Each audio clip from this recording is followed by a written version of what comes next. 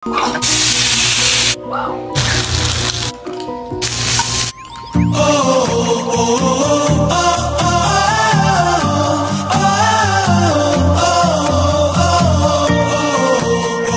Nagluto ako guys ng beef sisig. So ito guys, imumukbang natin ito sa oras dito guys.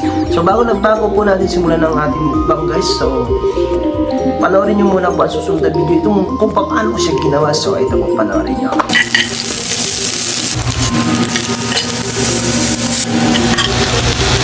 Haluin na muna natin ito para masarap. Wow.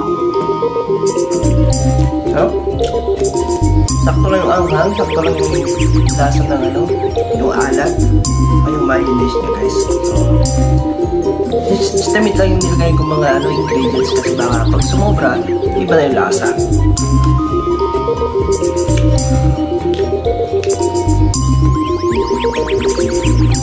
Tara, samahan niyo ako.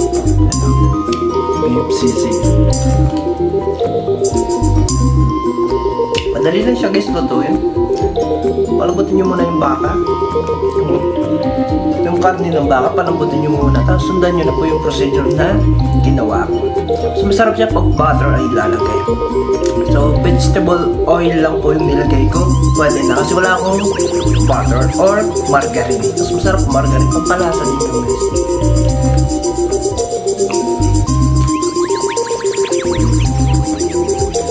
Ayun na nga po guys, dyan po nagtatapos ang ating mukbang.